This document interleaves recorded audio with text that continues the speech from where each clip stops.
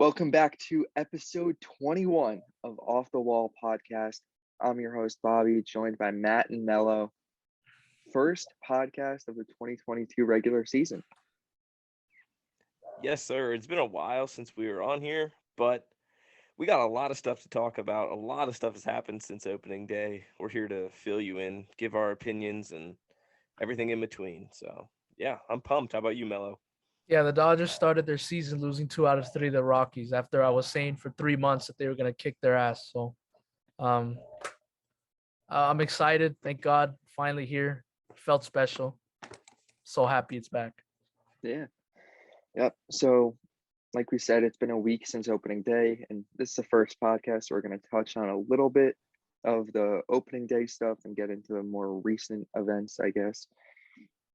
So one of the big stories coming out from, I think this did happen on opening day, that Rob Manfred sent every single Major League Baseball player a pair of headphones and a note of appreciation, trying to patch up their relationship from the lockout.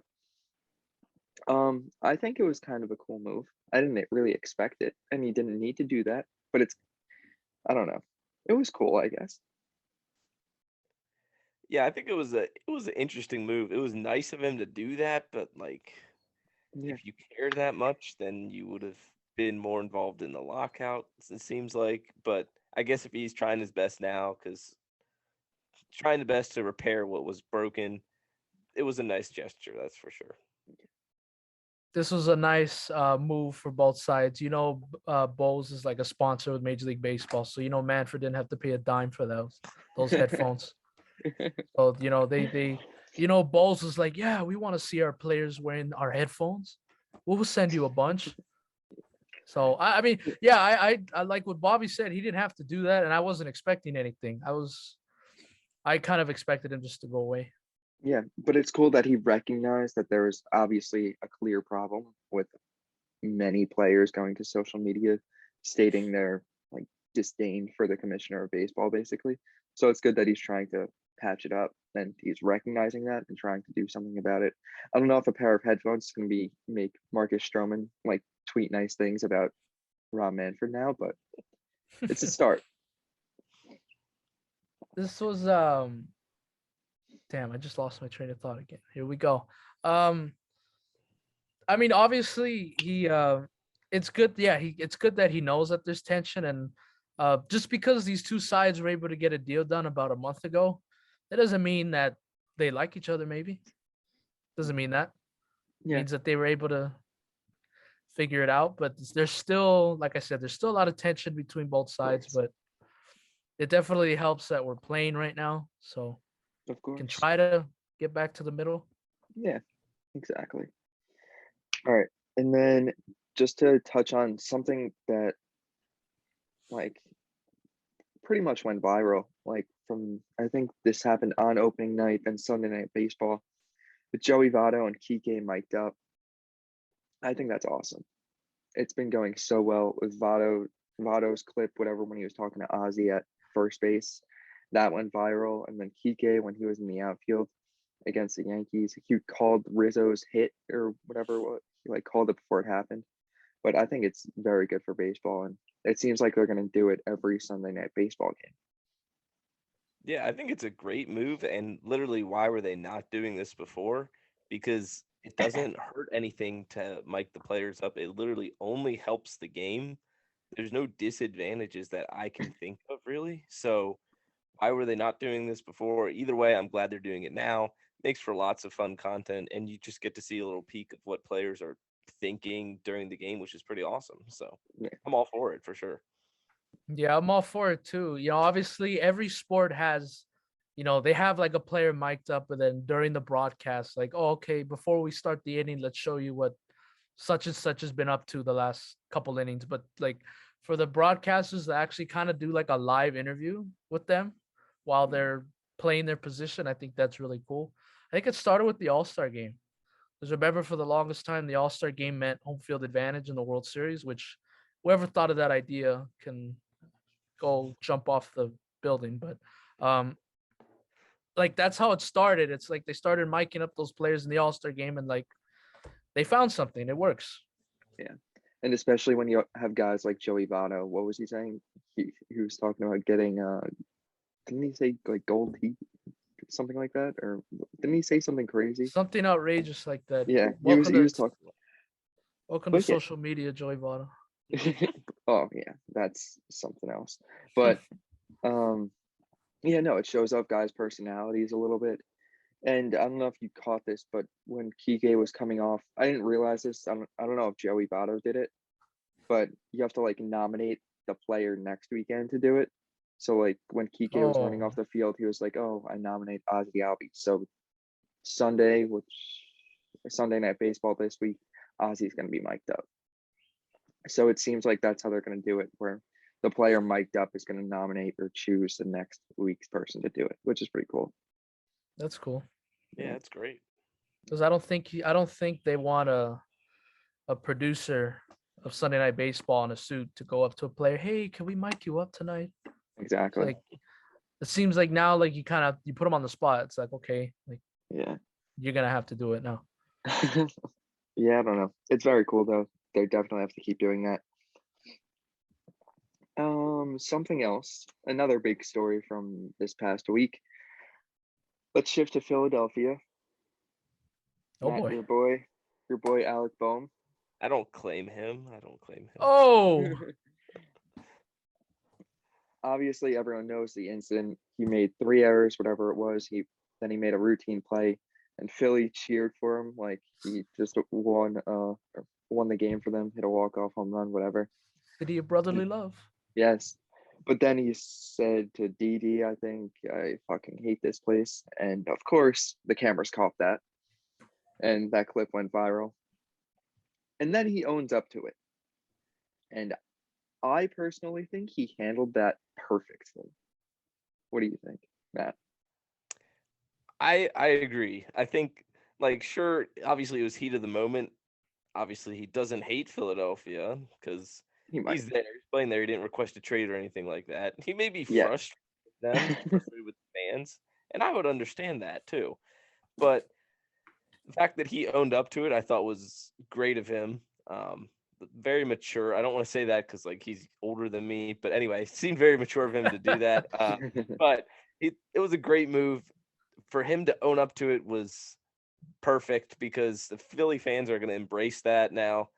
If he wouldn't have owned up to it, he would have caught a lot of slack, I feel like, from Philly fans. And in terms of like the Phillies fans giving him a standing ovation, and then the next day when he got called up to pinch hit for somebody, they gave him a standing ovation, which is funny, but like it's Philly. Their fans are. It's probably the third hardest place to play. Boston and New York, pretty tough. LA's pretty tough too, but their fans are sort of more laid back, I feel like, than That's Philly fair. or Boston. So you're gonna have a lot of pressure playing there, and errors happen. Everybody knows he's not an incredible defensive third baseman, that's for sure. But if he takes his time a little bit more, sets his feet, and he can make those throws. But 3 errors in 1 inning is a little frustrating from a fan's perspective too. So I want to hear what you guys think, non-biased Phillies opinion. How come they never? How come they never catch you saying something good about something? Why do they Exactly. always catch you saying something bad? Like, oh man, I love this city, or man, that was a great play. No, they always catch you saying the bad stuff. But yeah, he owned up to it. I'm so glad because I think a lot of other players would have tried to deny it. I think Yeah. we all know who we're talking about, but we all have a couple players in mind. But Philly's a hard place to play, and he owned up to it, and hopefully he can pick it up for Matt. Yeah. Be your boy again. He really did handle it perfectly. Like I was shocked, and the way he presented the like he didn't apologize for it either. He didn't say like I'm sorry for that because he was just like it's a heat of the moment. Emotions got the best of me. I I mean it. played like shit, and yeah, but it was fine. I I would be content if I was a Phillies fan. Like I would be happy with that response. Like thank you for owning up to it. And Yeah, and if you wouldn't have owned up to it, it would have been like, all right, then put your glove over your mouth and talk to Didi then. Because if you're not gonna own up to what you said and stand behind it, like sure, maybe it was a mistake to say that, but if you're not gonna own up to it and say it was a mistake, then cover your mouth and don't let the camera see what you were saying. So Exactly. And if he didn't own up to it, he would have had to go on this apology tour in Philadelphia, and he would have had to make an appearance at a 76ers playoff game. It's like, I love this city. I'm checking out the other teams. Look at me. I'm sitting in the front row. Go and Sixers. and he could not deny it either. I mean, it was so very So clearly that he obvious. said it. yeah, He was probably yeah, like, "Y'all deny it. Let me see." And then he was like, "Oh shit, never mind." yeah. I But mean, he has the offense going for him this year so far, which has been a plus. But I don't know. He's a player I'm not sure about yet. I don't think he's the future at third base completely, but we'll see. yeah, we'll see. All right. So someone who got off to an incredibly hot start, historical hot start from the Cleveland Guardians, Oh, okay. who also, by the way, have just been unbelievable. Somehow they have an offense that has shown up. But anyway, one guy from the Cleveland Guardians, Stephen Kwan. I mean, the first player since 1901 to reach base 18 times in the first 5 games. And it took him 115 pitches until a swing and miss to start his career. It's insane. That's insane. And he basically came out of nowhere, from what I understand, because I'd never heard of him before. Now, I'm not a huge prospects guy in general, so I can't say. Maybe he was on people's radar, at least partially, but I'd never really heard of him before. It's not like he was a Julio Rodriguez or Bobby Witt Jr. So coming out of nowhere to do this it's crazy. Yeah. It seems like there's always one player every year that kind of has this crazy hot start, like Akil Baddoo last year. Like he took over the league, and then now it's Stephen Kwan. You're mean. You're mean Yeah, yeah. Mercedes. Oh, yes, exactly. But there's always like one guy who comes out of nowhere and just starts raking. And it's a cool story because the Guardians, like a team that no one really expects to do good. And yeah, it's a good story. Yeah, good story. And the first series was against the Kansas City Royals, and all the attention was on, Zach Greinke returning, and then Bobby Witt Jr. making his debut. Then yeah, he had a couple nice moments, but then you have this other kid kind of stole the show. Yeah. And the Hey, rookie of the year Guardians, oh, after week one. yeah, the Guardians, staying on the Guardians, they are just Stay unbelievable. I don't know how. I stay don't know what's relevant. going on to them. They're, what do you call it? 4-game win streak. They they actually lost the series to the Royals. I did not realize that in the Hmm. first series. But their past 4 games, they've scored 7 runs, 10 runs, 10 runs, and 17 runs. Wow. Jeez. The offensive juggernaut Cleveland Guardians that we all know and love. But Which is literally the opposite of what we expected. We were like, okay, this young pitching staff is pretty good, but then what about the offense? And now it's been like the pitching staff's been pretty good, but then the offense came out of nowhere for the most part. I mean, Jose Ramirez, people were looking for that because everybody knows he's a stud. But other than that, Franmil Reyes is a power guy, but there's not a lot of other huge bats on that team. But they were making it work. So yeah. So the first 3 leaders in batting average in Major League Baseball are Stephen Kwan, what do you call it? Owen Miller, of course, known superstar Owen Miller, and Jose Ramirez, all 3 from the Guardians. Jesus. Top 3 spots. Well, that's National League. I mean, American League. No, Or is that's that all Major League MLB? Baseball. Yeah. Wow. So yeah, what are they hitting? 400? 526 Stephen Kwan, Owen Jesus. Miller 524, and then Jose Ramirez 480. This guy's Jose playing Ramirez, on hold on, wait a second. Jose Ramirez this season through 6 games .480 average, 3 home runs, and 14 RBIs with a 1.576 OPS. Nuts. It's pretty good. Well, these guys are starting off MLB The Show on beginner. Yeah, I guess so. Playing on beginner every day. Yeah. Anyway, Guardians, they'll come back to earth eventually, probably. They have a 3-game set against the Giants this weekend. Okay. Let's go, Guardians. Handle business.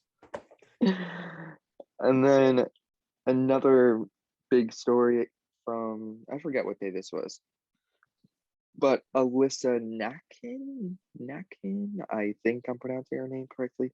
She made history as the first female on-field coach in Major League Baseball history, coaching first for the Giants after their first base coach got ejected.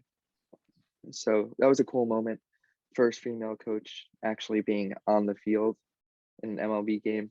And then it was a cool moment when Eric Hosmer went over, shook her hand, congratulated her. But it's definitely a cool thing with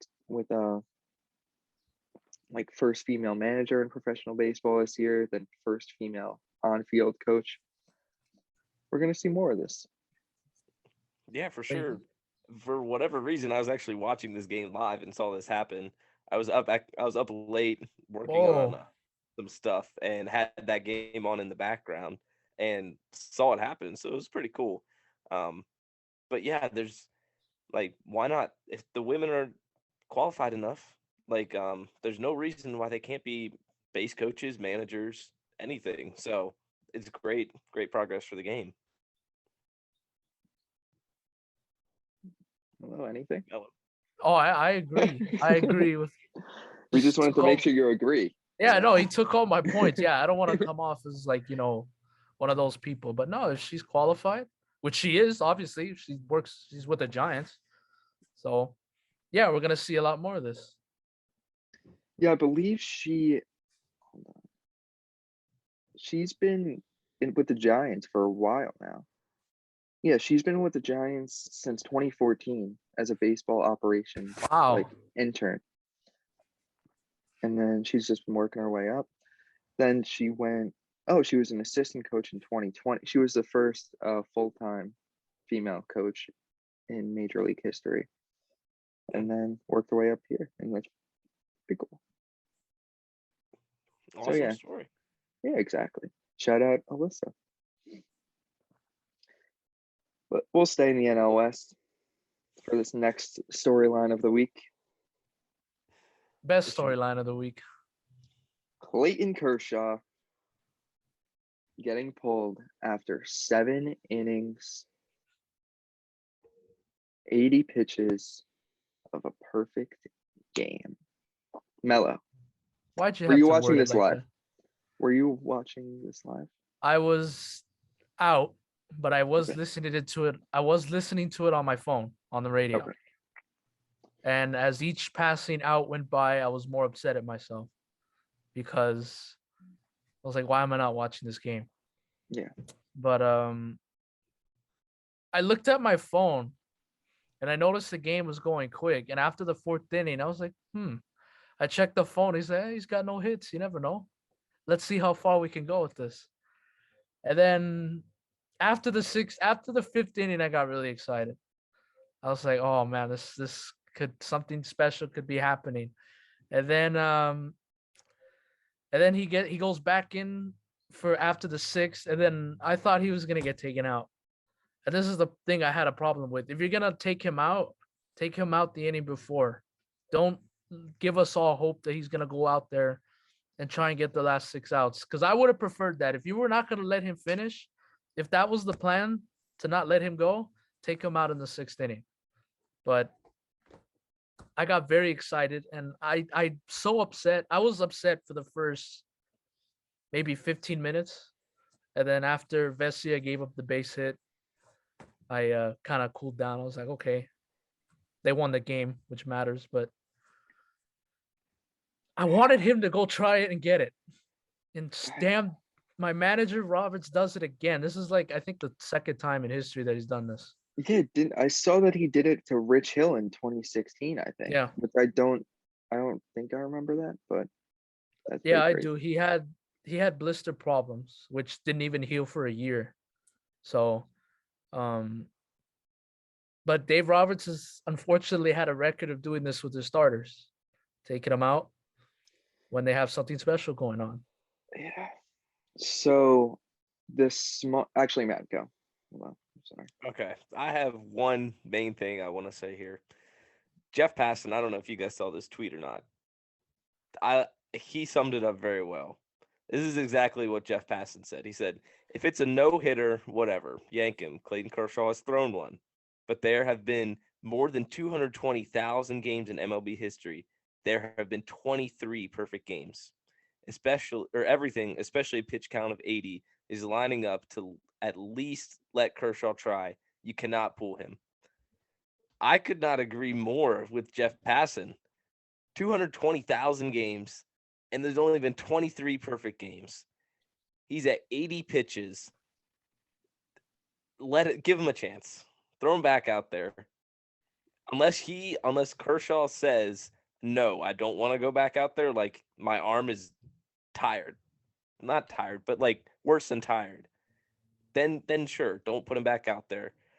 But come on, you got to give him a chance at being perfect. He's that close, 6 outs away. Come on. Yeah, in his first no hitter, the only reason why, sorry, Bobby, the only reason why he didn't get a perfect game is because Hanley Ramirez made an error. And I watched that in full. I was very upset after that.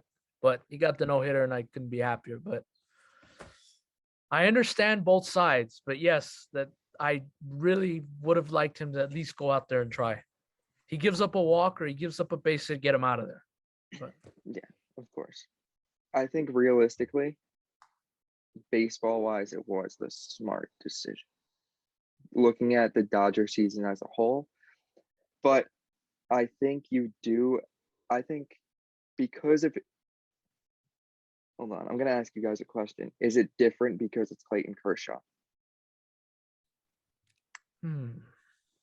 What if it was Julio Urias? Because of his age or because of like his stature with the Dodgers and like who he His is? Because of who stature. he is, yeah, stature. Okay. I would say Would you have no. gotten this upset if it was Urias or Walker Bueller or basically no. any other pitcher? I would have. Yeah, I would have. I don't know. I- That's just a fan in me at the end of the day. I 'Cause- don't think it would have been this big of a story if it was any other pitcher, right? Oh, I don't know. It's a perfect It's a game though. perfect game. There's only been But 23. 23. but 23.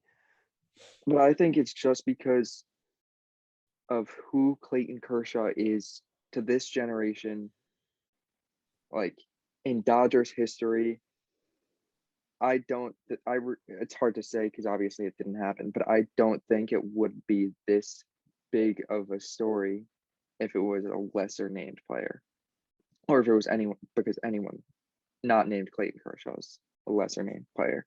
But I think it still might have been like a big story, but not this widespread and blown up if it wasn't Clayton Kershaw. So I mean, that's why. So that's why I think what Matt was saying, that's why you're like, okay, Dave Roberts goes up to Kershaw and says, how do you feel? Do you want to do this? And you basically put it in his hands. Even though it's kind of, he's the veteran. He's 30, whatever. He's been around forever. He has this insane resume. The only box he hasn't checked off is a perfect game. Yes, he's had injury history, all that stuff. But I think you kind of put it in his hands since he has that presence, that stature in baseball history, essentially.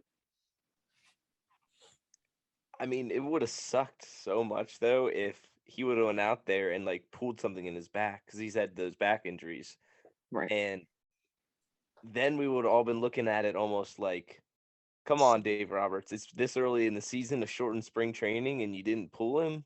Of course. So obviously hindsight is 2020, but they played it safe, and like you said, they did the best thing for the Dodgers season at length. So Yeah. because we need him for the long haul. We don't need him in April. We need him in October. Yeah. And this will all go away. And look, nobody's gonna remember this in a few months. And if the Dodgers go out there and win a championship, we're not gonna remember this. Why doesn't Kershaw just do it again later on in the year? I mean, he's gonna do it on Monday, so I don't know what we're talking. Yeah. You guys see just the solve pitching it. the pitching matchup, by the way, Monday. It's Braves Max Fried versus Kershaw. Wow. Yeah. I saw Max Fried pumping 98 in his first start. I was like, all right, we gotta test this guy maybe. But I haven't seen him do that in a while. No. But yeah, I don't know. It sucks as a fan, and I think even Kershaw said it yesterday too. He was Yeah. like, if I was a fan, I would have been upset or wanted to see that, whatever. But Which he's kind of taking little jabs at Roberts a little bit. Because I think he came home, he slept on it, he woke up, he's like, damn it, I should have went out there and at least tried. yeah, Should have tried, but do it again. This couldn't exactly. why couldn't this happen in July and August? This had to happen in his first start when he hadn't picked up a ball all year, all off season. Yeah, It's pretty remarkable though. it really is, of course. But anyway, move on to Brett Phillips. He did a couple pretty cool things over this past week. One, making his second pitching appearance of his career. Pitched How did two it go? innings. He pitched two innings. Grand slam. How did it go? But he made an amazing play. Did you see He did, yeah. made one of the best plays of the year so far. Coming off the mound, running a mile into foul territory, sliding catch right in front of the dugout. Of course he did. Like he's something else, that guy. He's awesome like that. He really is. You gotta love him. And like it's cool how much of an impact he makes on the game, being the type of player that he is. Like it's one thing if like a Mookie Betts or like someone of that stature like is a good like popular player, but Brett Phillips is basically a role player at this point, and he has like so many fans. He's just that popular just because of how cool he is. And when he does cool stuff like this on the field, like I don't know, he's just awesome. And then did you see? It might have been the next night even, where he hit the home run, or he caught a first pitch from a fan who had cancer who has cancer for the second time. Caught the first pitch. Brett Phillips is our favorite player. And when the girl is getting interviewed on live TV, Brett Phillips is up to bat and he hits the farthest and hardest home run ball of his life, which is just a very cool moment as the girl was getting interviewed. And then they talked to Brett Phillips after the game, and he was getting emotional and showed like a real human side of him and just showed how good of a dude he is. So that was just a very, very cool moment this week. Yeah, how could you not be romantic about baseball? But anyway, it's awesome. Moments like that, really cool, really great for the game too. Like, obviously, that's a super cool moment for just the two of those, especially for the. I think it was a young girl, right? Yeah, yeah. Obviously, that's a great moment for her to see her idol hit a home run while she's getting interviewed. But also, it's like a great moment for all of baseball in general because it's just so cool to see a moment like that elevated because he was able to hit a home run while she was getting interviewed on live TV. But yeah, great moment overall. Yep. Melo, anything Oh, is about it my Brett turn? Phillips? This is a beautiful moment. Brett Phillips, like you guys said, you guys are stealing all my points today. Sorry. No, it's okay. Just kidding. It's good for the game. It's a beautiful story, and we know that Brett Phillips is going to continue to do stuff like this, continue to be the player and the guy that the human being that he is. So that's good. Yeah. All right. Let's take it to New York. Whatever night this was. It was Wednesday night. Yeah, it was Wednesday night. You remember. I really didn't remember what day it was. So Vladimir Guerrero Jr. comes into Yankee Stadium after going 0 for 8 the first two games of the series. Oh, you had to throw that. facing Garrett Cole, the highest paid pitcher in baseball history, the Yankees' supposed ace. Wow. I don't Wow. know. I'm just Fighting stating fact here. Wow. So you would think Garrett Cole shuts him down because that's what an ace does. Instead, Vladimir Guerrero Jr. goes out and hits 3 home runs, 2 off Garrett Cole, goes 4 for 4 with a double, all doing it with 9 fingers. Yeah. That hurts, man. When I saw Yeah. that live, I almost cried. I was like, It's oh man. Because Aaron That Hicks steps on his finger when Vladdy was going to should be suspended. make a play or whatever. And then his finger was just gushing blood. That was so gross. And then I was watching with my dad and we are thinking like, there's no chance that they have him stay in the game. Like, why would they risk that? Yeah. And then they tape him up, goes back out, hits 2 more home runs and a double. So yeah, I guess he could still hit with 9 fingers. It was one of But those moments where I played first base and I'm so lucky that I was never yeah, in that position of getting my hand stepped on by a cleat. yeah. So thank you to all my third basemen, all my shortstops, all my second basemen for not putting me in that position. But that also, we don't have to keep talking about his finger because there's more important things to talk about. Yeah. But that shows kind of the inexperience of him at first base because you shouldn't really put your finger or hands down in the baseline. Oh, I guess I don't think he'll ever do that again. I don't think so. But yeah, so anyway, Vladdy, 4 hits, 3 home runs in the game, absolutely destroyed the Yankees. The Yankees were praising him after. Garrett Cole tipped his hat to him on the mound. Judge just said it was an unbelievable performance. I wish it wasn't against us so I could have watched it on TV. And Boone also praised him. But I mean, when a guy does that to you, there's nothing else he can really do. He just had an amazing performance all around, and hats off to Vladdy. I saw a headline. I think it was in the New York Post, and I really liked it. Who's your Vladdy? I love that. That's awesome. But I mean, what are you gonna do? It's Vladdy. Exactly. I wasn't even that upset. Like, I was upset, but I'm like, whatever. Yeah. It would be different if it was like Alejandro Kirk hits 3 home runs. But Exactly. It's Vladdy Jr. He's expected to hit 3 home runs in a game sometime. It just happened to come off Garrett Cole. Well, 2 off Garrett Cole, but yeah. Yes.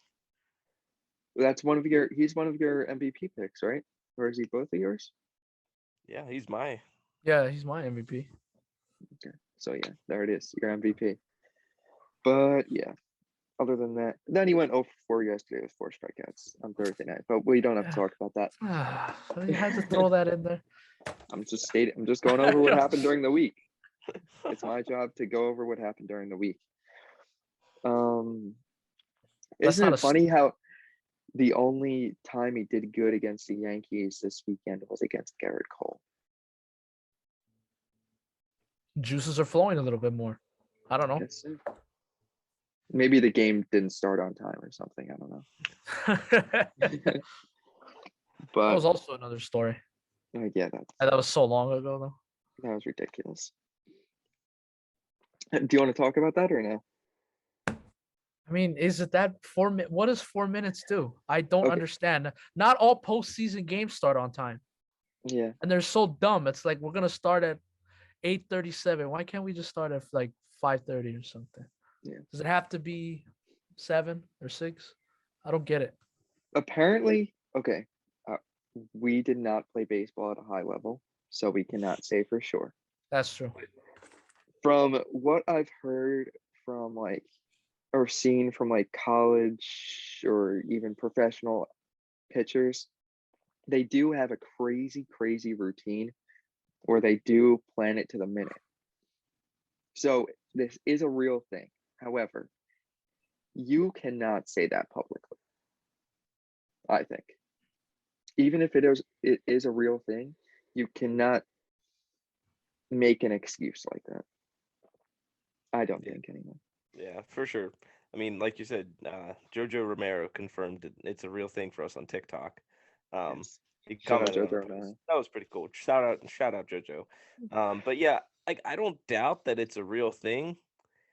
It's just like Bobby said, you can't make that excuse publicly, or not even excuse, reasoning. You can't give that reasoning publicly because think about the fans. None of the fans have pitched at that high of a level. They're not going to understand that. Yeah. Like it's hard for us to understand that 4 minutes makes a big difference. So that's kind of one thing you got to keep to yourself, or tell Aaron Boone, tell your managers, and tell your other players. Like it threw me off a little bit, but you can't say that publicly, really. And it's opening day. Like all these teams are gonna bring out, they're gonna go above and beyond and make it special. And I would think that they would tell these guys like, hey, I know it's a 1 o'clock start, but just know that we might start like 4 or 5 minutes late. Yeah. I don't know. Let Billy Crystal do his thing. That's all. Exactly. Yeah. That was ridiculous. Anyway, what's next on the docket here? This is a kind of a minor storyline, but it was still very interesting. Matt, you could have possibly not have Nick Castellanos on the Phillies. Apparently, yeah. Apparently, we could have been playing against him yesterday and today, as he said. I don't know if he directly said it. I think it was sort of he said that somebody else heard him say, or somebody else. It was relayed eventually. Yeah, it wasn't like a direct thing, it seems. Exactly. It was understood that Castellanos would have signed with the Marlins if Derek Jeter wouldn't have stepped down as their CEO, right? CEO? Yeah. I think that's what his position was. Yeah, Yeah, CEO. yeah. So if Jeter would have stuck around, Castellanos would have been a Miami Marlin. Apparently, Jeter wanted him pretty badly. So, good thing for the Phillies that Derek Jeter saw that the Marlins didn't want to win and dipped on them. So, like that for the Phillies. Tough break for the Marlins. Not that they would be, I don't think Nick Castellanos would put them over the edge to compete or anything this year, but it still would have been a solid signing for them. So, I would, I'm surprised. I would be more upset if I heard one of my guys say that, oh, if this GM or this player would have stayed, I would have gone there. It's like I don't need to hear that. Yeah. You're with us now. You put on that uniform. You have to take that. You can tell your teammates, but don't let the fans know. I don't need to hear that. I don't. I really don't. So the guy who actually reported it is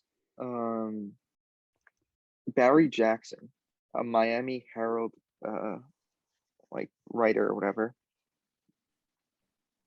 And the tweet was, Phillies outfielder Nick Castellanos just told me that he thought he would be a Marlin until Jeter left the Marlins. Jeter wanted him bad. So then they would have overpaid.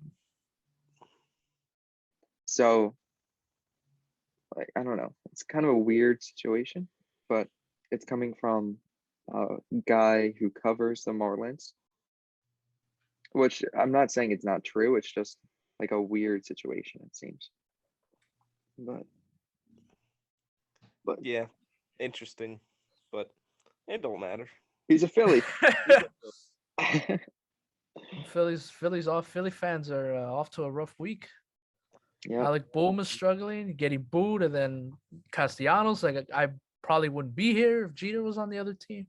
Yeah. It doesn't help when you get swept in a 2 or 3 game series by the Mets. So I watched opening day. That was electric.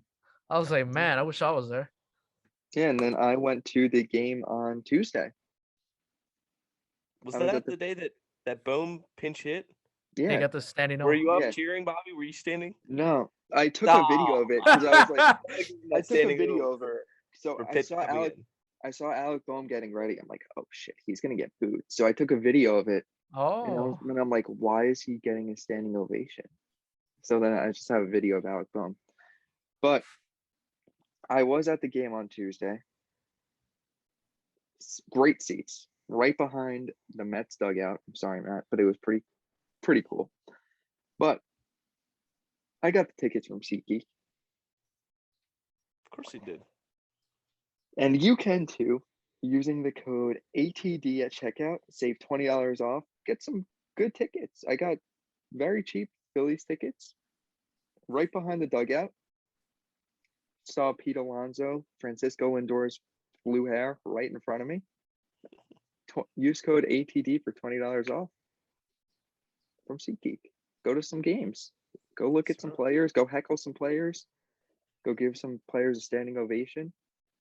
Yeah, Do who what you want. knows? Maybe the next time you go to a game, your phone might be thrown on the field. You never know. Yeah, that was ridiculous. That was insane. I couldn't believe that. Then the Mets fan was saying like, "Who's laughing now?" And everyone's like, "Your phone's on the field. We're laughing at you." But Phillies fans are just different, but Oh, yeah. Philly sports fans are just different in general. So. oh yeah, yeah. Yeah. There was a lot of heckling going on in the section that I was sitting at. Yeah, Bobby was joining in it, as you can see. No, I really didn't. I don't Bobby's think Bobby's at a all. rowdy. He's a rowdy guy. If you didn't know this, Yes. he's a very rowdy guy. Yeah. Well, I was sitting in the Mets, 3 rows behind the Mets dugout with a Phillies jersey on. I was repping Bryce Harper. Don't worry, Matt. But but yeah, no. I mean, Phillies fans, Mets fans were going back and forth per usual, but you know. Was there a lot of Mets fans in that section? Yeah, there was a lot of Mets fans everywhere. Just because it was a good ratio. But sad to hear that from a Phillies fan point. Yeah, but I mean, it is New York. Like I feel like they're very close. There are a lot of Mets fans. I don't know the mileage, so I mean, kind of stay out of this one. Yeah, it's the same thing on the West Coast. It's like, recently, like a lot of Padre fans. Yeah, come out of the week. Yeah, they come out to LA, and then obviously the Giants when it's Dodgers Giants, especially on a weekend. Yeah, you're not just be prepared. You're gonna hear some things. You're gonna see some things. Are there any A's fans in Southern California? Well, I know a few. You do? I know 2. I know do 2. You know any? I know 2. I played baseball with 2 of them. Are there any left? I mean, he's still a fan of both of them are still fans of the team. Now they don't recognize their guys anymore, but of course.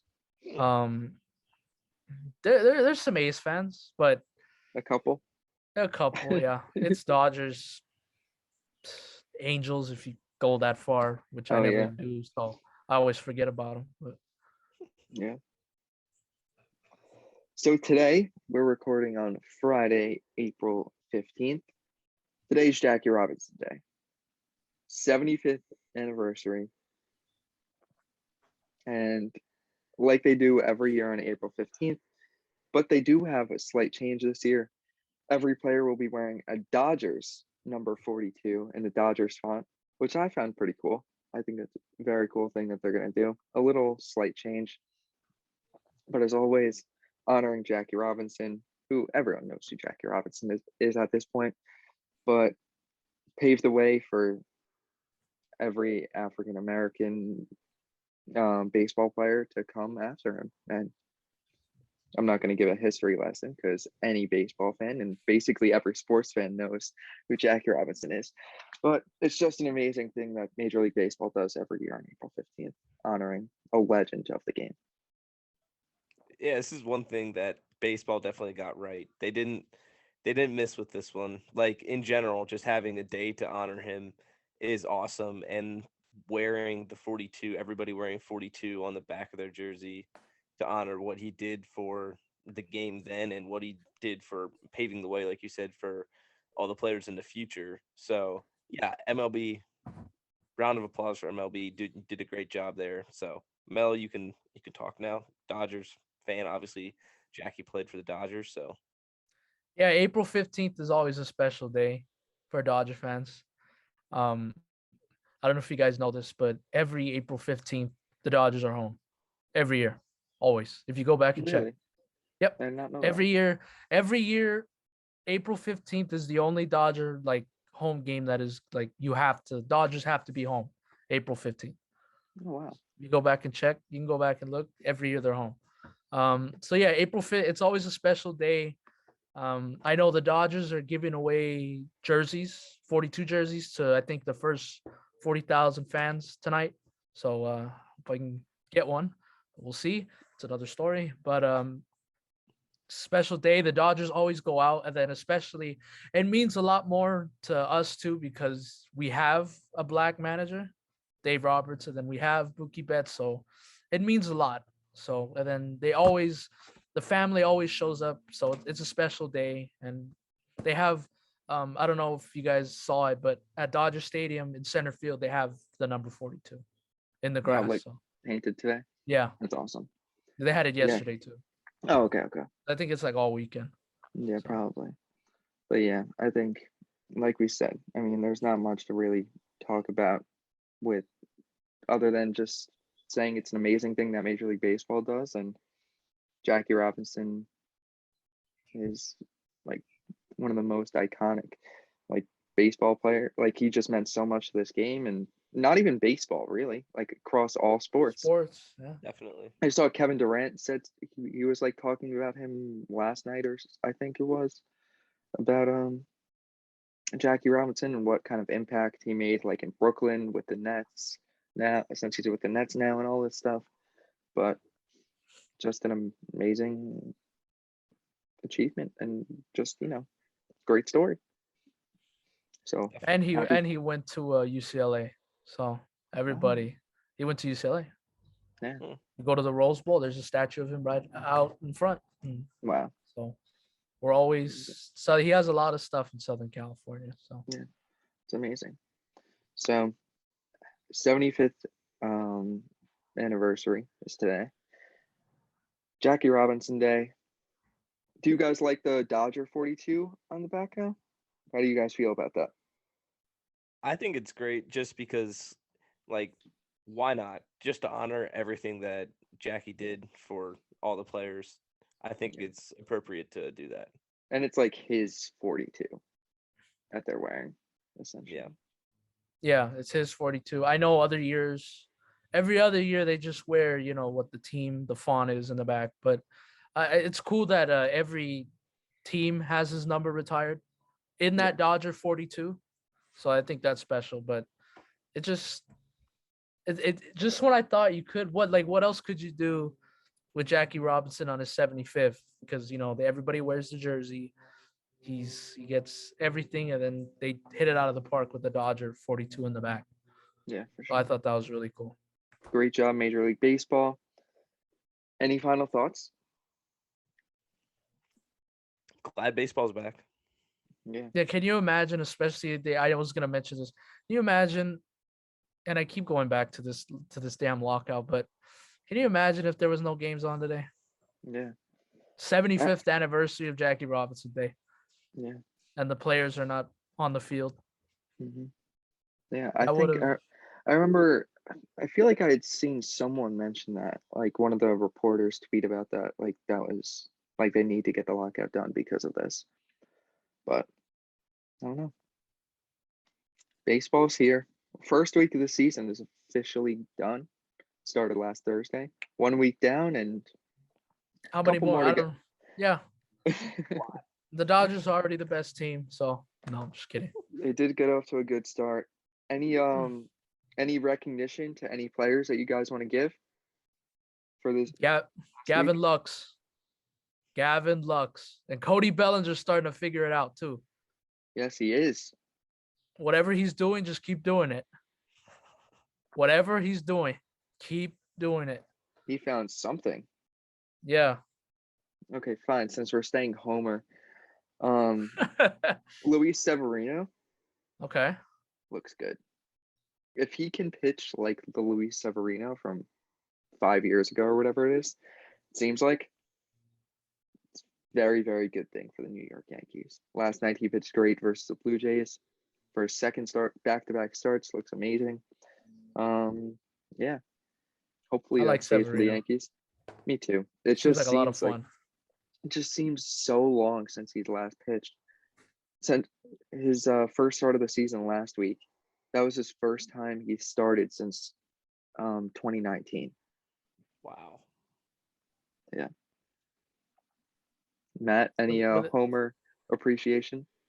Yeah, I mean, I would love to say Kyle Gibson, but he kind of blew that last night and took the loss against the Marlins. He had a great first start, but I'll say Gene Segura. He's been really good, really solid so far. He had 2 home runs in the opening series, I believe, or at least maybe it was one against the Mets. But yeah, he's been solid so far. Picking up Bryce hasn't quite been off to a great start yet, but Neither of yeah, any of the big guys have. Not really no, anyone, not right? really. Schwarber's been all right. Castellanos JT. has a home run, but nothing insane or anything to start the year. So Yeah. appreciate the chip in from Segura. Okay. What about non-Homer picks? Anyone anyone you're keeping an eye on or noticing or have any what do you call it? crap. Shout out Sean Manaea. He's had Yes. 2 dominant starts. So Great pickup. yeah, But I mean, said Jose Ramirez before got the bag and he continues to play. I was thinking maybe now that he got paid, he might take a little bit of a step back and chill. But Jose Ramirez, I don't know. Clayton Kershaw. Wait, didn't the Padres have 2 back-to-back no-hit bids to start the season? The first 2 games, like Oh, they took him into the 6th inning, I think, like yeah, 2 straight Yu games. Darvish and I don't know the other one. And Manaya, Manaya. Manaea. Yeah. I think they had 2 back-to-back. But yeah, I mean, all right. I got a Anything more? non-homer one. Okay. But Albert Pujols Yes. get to the finish line. Just hit his first home run and he's like 20 hits away. Let's get him there. Yep. And another milestone milestone to watch. Miggy is very close to 3,000. I think he's like Oh, 6 hits yeah. away, 7 hits away, something like that. We Mhm. said Mother's Day. No, yeah, we said Mother's Day. We said he'd get Wow. it done by Mother's Day. Yeah. He can do it. Yeah. Hope that he better do it. Another yeah. milestone watch that's gonna happen this year. Clayton Kershaw is second in all-time Dodger strikeouts. How And he many will away? pass. I think he's 12. So he'll get it like probably his next 2 starts. Something. I gotta go look that up, but he is gonna pass. I'm not gonna pretend and say. I think it's Don Drysdale. I'm gonna kick myself for that. I should know that. Yikes. That's rough. No. I know my history. Don't No, I know you do. You do. Dodgers all time. Hang on. We're not leaving until I figure this out. Strikeout leaders. Dun, dun, dun, dun, dun. I have a guess, but I don't know who. I don't know if it's right, and I don't want to spoil it. What the?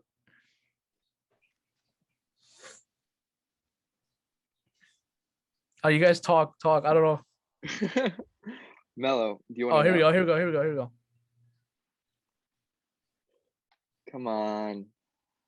Oh, not hitting, pitching. Matt Kemp? What? Oh, strikeouts. Oh, shit. Eesh. All-time totals. Yes, that's what I'm looking for. Don Sutton. Yes. Don That's correct. Sutton. And Good he job. is. I can't do math, but he's very close. Good job. All right. Well, 13, that I wraps think. up. No final thoughts till next week for you guys? Anything? Baseball is back. Yeah. That's it. That wraps up episode 21. We'll see you guys next week. Peace. See ya. See?